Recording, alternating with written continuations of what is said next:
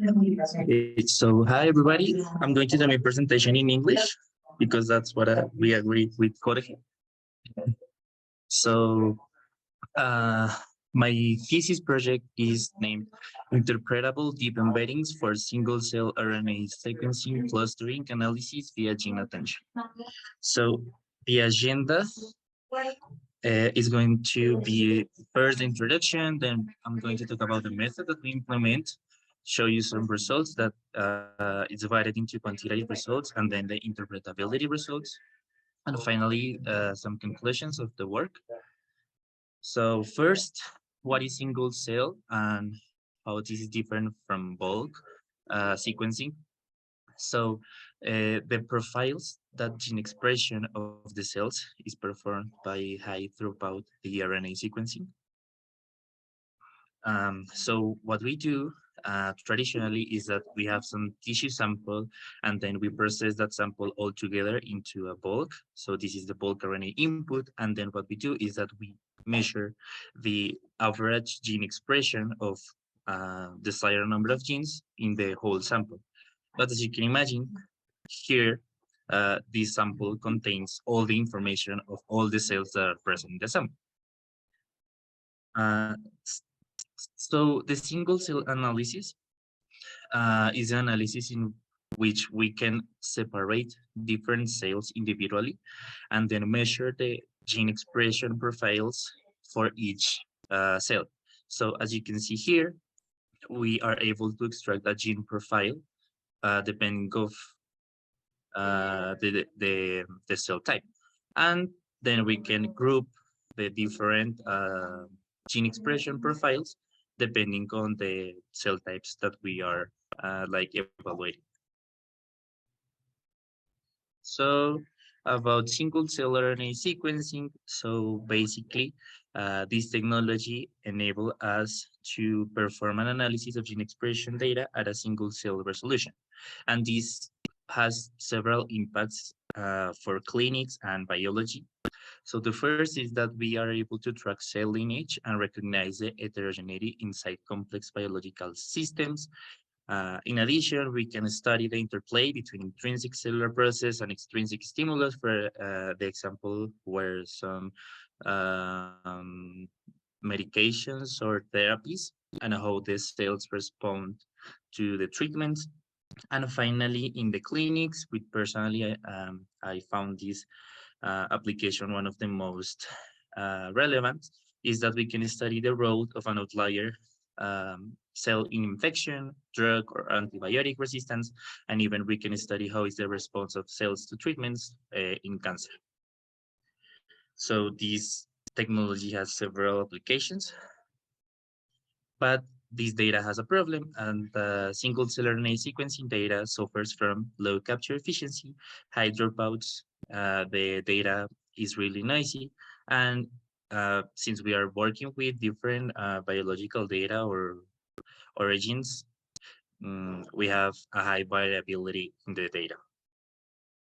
So for this reason is that traditionally recent, we are using deep learning models to study this type of data.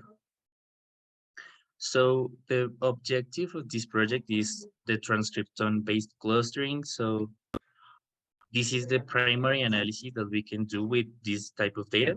So what we want to do is that basically we have the matrix where the rows are the cells and the columns is each of the gene, and we can measure how many this particular cell express this particular gene. And at the end of the algorithm, what we would like to have is like clusters that ideally should be each cell type. So different cells have different expression profiles, and that's like the ultimate goal.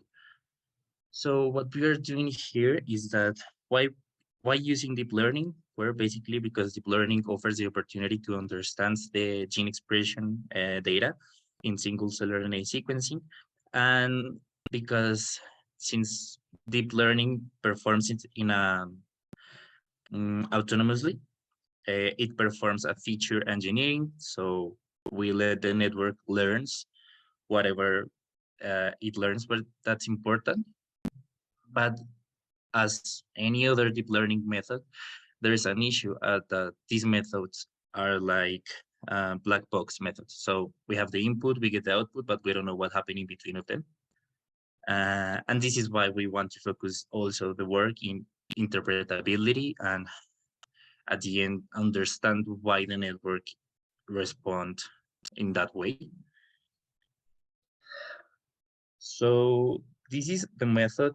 So basically what we do is that we propose a zero inflated binomial model based denoising autoencoder with a gene attention mechanism. And this is crucial because thanks to this gene attention mechanism, we are able to offer some interpretability about the performance of the network. And this is for single cell RNA-seq clustering. So we use an autoencoder architecture that for some that don't know what it is basically we have an input and we perform dimensionality reduction until we get into this representation, which is called the latent space representation. And then we try to reconstruct the input from this red representation. So basically we have an encoder and then we have a decoder. And this is to learn a mapping function from highly dimensional gene expression data, because we are talking about vectors of thousands, and map from that space into a low dimensional latent representation for further clustering analysis. And as another feature or contribution of our work is that we offer interpretability of this denoising autoencoder because of the gene attention vector. So the method overview is this. So what we do is that we get an input, which is the expression, the gene expression vector of each cell. And then we apply a gene attention vector. This is a product. So this at the end is able to tell what genes are important and what are not. And then we add some noise, some Gaussian noise, because this is a denoising autoencoder. And what we do here is then pass the input through the encoder and achieve a latent space of 32. And then from this space, we try to reconstruct the mean, dispersion, and dropout for each cell and each gene. And here is important that, so for the clustering analysis, we have to like create a numerical representation of the data. So this vector is what we use to perform further clustering. And ideally, this vector representation should have enough semantic information from the gene expression data that allow us to separate the cells into different clusters according to cell types. So as we were talking about a denoising autoencoder, the input is corrupt with a random Gaussian noise that is epsilon. And how we train this autoencoder? Well, basically we create Z, that is the latent representation, by passing the corrupt input with the gene attention. And FW is my encoder, and W are the weights that we learned during the optimization process, during training. And then how we optimize the optimization process is that we compute something called the SIMP loss, which is the serum flared negative binomial loss. And basically what we are trying to do is that for each cell I and gene, we want to estimate the mean, the dropout, and the probability, the mean, the dispersion, and the probability of dropout for that particular data. And we train this in an unsupervised manner. We don't use any annotations. So we part from the data and then we try to estimate information that is inside the data.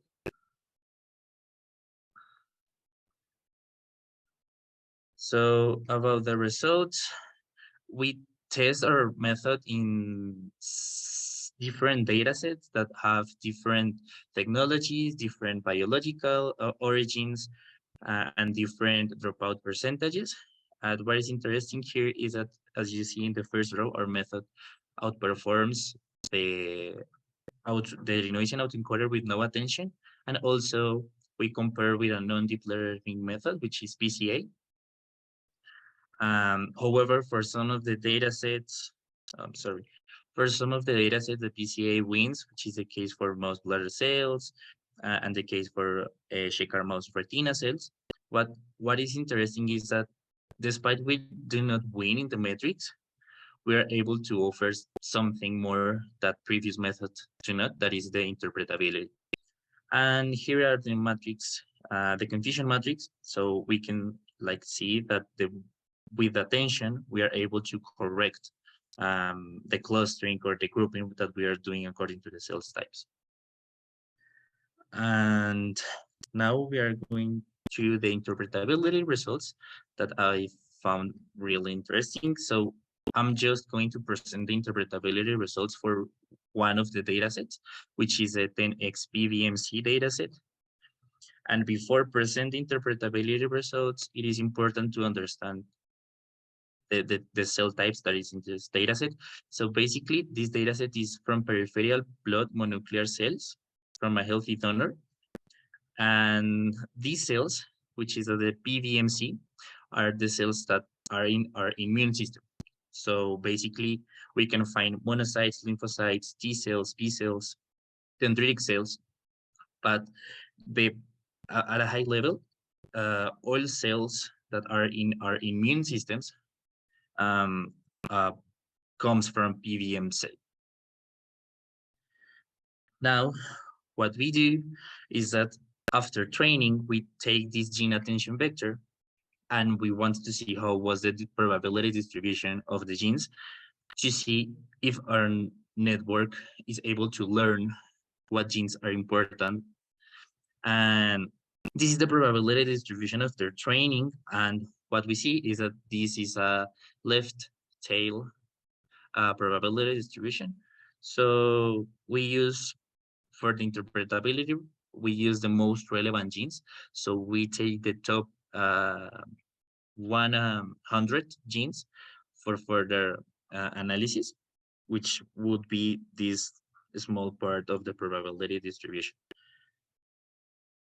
And with those genes, we perform different enrichment analysis on different data sets, and the results was really amazing. So we first perform an enrichment analysis for metabolic pathways, different cells, and we found that the first was the primary immunodeficiency pathway. And at first you can think, okay, this is nothing that is related with immune system, but actually it is. The PBMC suffers from immunodeficiency depending of the expression of the genes. And this is like a result that is coherence with the data set. And also we have another metabolic pathways such as antigen processing presentation and leukocyte transendothelial migration, which these processes are related all in immune cells. So far, like the interpretability that our method offers is right. Then we also perform an enrichment with a biological process. And here in the left, we found several processes in which the endothelium reticulum was present. And this is crucial because this helps to the differentiation of different immune cells. But I'm not like a biologist. So what we do is that we perform the enrichment in a high level. So when we do it in a high level, we found that most of the gene ontologies that were enriched with our genes are related to the immune system, the immune response, the response of the body to external stimulus. So this is amazing because this is able to tell us, okay, the network is focusing on genes that are important for the immune system. And in addition, we use the tissue enrichment, and we found that some tissues that were enriched For example, was the vascular system, because we know that immune cells travels around the body through the vascular systems. Also, we have the lymph, the immune system, and some particular immune cells, such as the OKT8, which is here.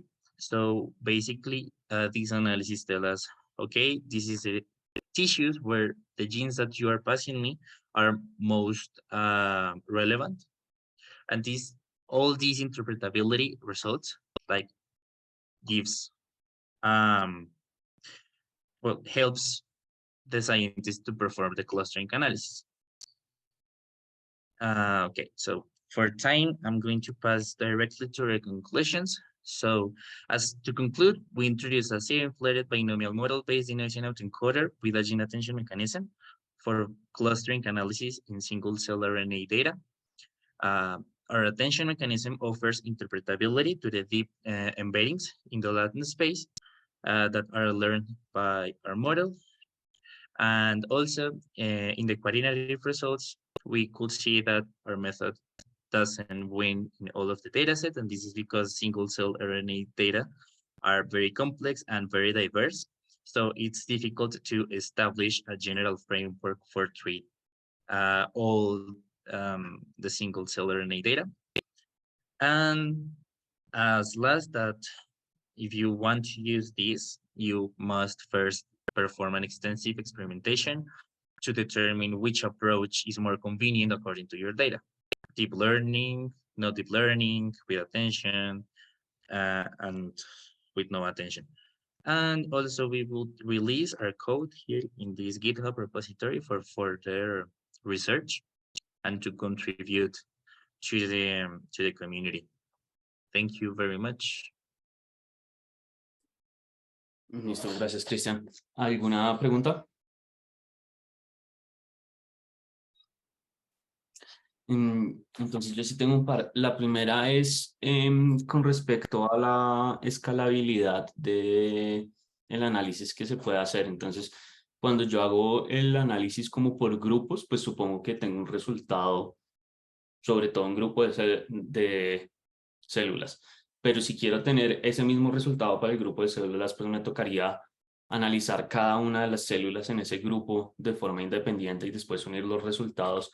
¿Qué tanto escala eso o cómo funciona bien eso, ese análisis? Ok, entonces, bueno, las preguntas sí las voy a dar en español. Entonces lo que hacemos acá es que nosotros entramos con una matriz. Entonces básicamente depende de las muestras. Entonces yo tengo 20.000 células que expresan 10.000 genes cada una. Entonces sería una matriz de 20.000 por 10.000. Lo que se hace es que se entrena el algoritmo para poder construir estos vectores de 32 y sobre estos vectores de 32 se realiza un k-means. Para el proyecto utilizamos k-means, entonces lo que hace el método de Deep Learning es simplemente generar esos vectores que tienen información semántica y luego se hace pues el agrupamiento con un método k-means o mezcla de gaussianas. Entonces en cuanto a la escalabilidad, por ese lado está resuelta porque digamos que ya después de hacer este clustering, yo ya sé a qué grupo pertenece cada una de las células. Lo que ya sí viene es, ok, me toca es ponerme a mí a mirar los genes que están diferencialmente expresados en cada uno de los grupos y ver cómo que este grupo corresponde a este tipo de células, que sí ya es un trabajo un poco más manual, humano, pero digamos que este algoritmo ayuda a llegar a ese primer punto de, ok, tengo estos grupos, ahora me toca a mí como este grupo a qué representa, qué tipo celular. Ok, listo. ¿Alguna otra pregunta? Yo tengo ahí una pregunta. Cuando haces referencia al vector de atención de genes, ¿qué es eso? Entonces, el vector de atención de genes es un vector que se inicializa junto con la red y tiene la misma longitud que el número de genes en la muestra que yo estoy mirando en este momento. Entonces, en el mismo caso de antes, tenemos 20.000 células, 10.000 genes. Para cada una de las células, este vector de atención va a ser un vector de 10.000 que simplemente va a entrar a multiplicar la expresión de cada Pero uno de los genes para cada una de las células. ¿Pero es entrada o hace parte de la arquitectura y los parámetros se entrenan Los parámetros se conjuntamente? entrenan. Los Entonces no es parámetros se entrenan. entrada. No, no es entrada. Ah, ok. Pero Es que, es como ese primer parámetro de la red. Entonces me llega la entrada y yo multiplico el vector de genes por la expresión de cada célula. Y ahí sí pasa al encoder y al decoder. ¿y ese vector de atención es único por cada, o Es único por sea, base de datos. O sea, se aprende uno para todas las células. se aprende solamente uno? Sí. Ok.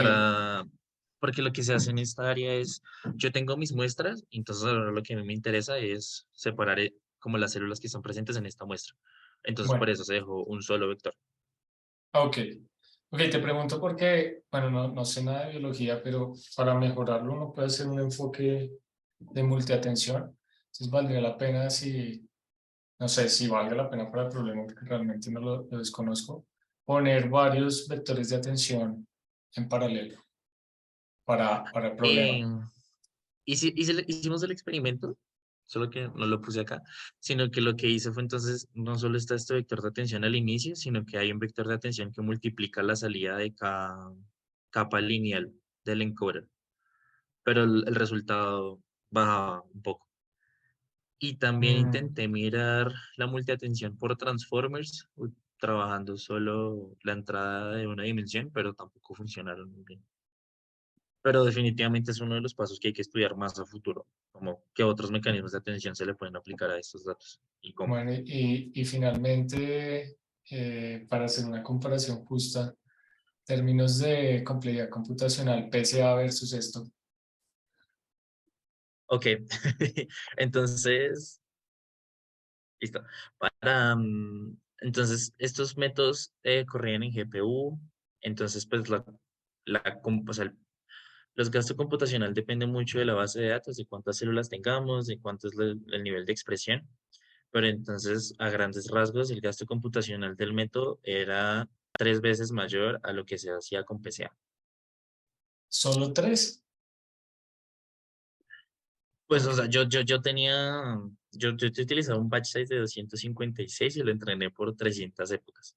Entonces, eso se demoraba alrededor de 1 hora. Bueno, vale.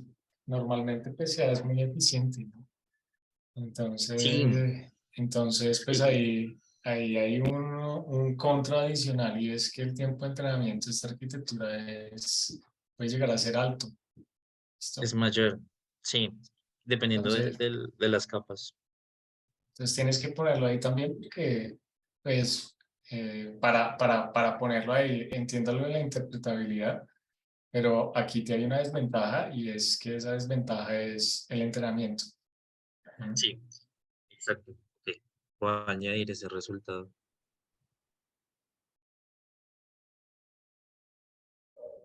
Listo, gracias.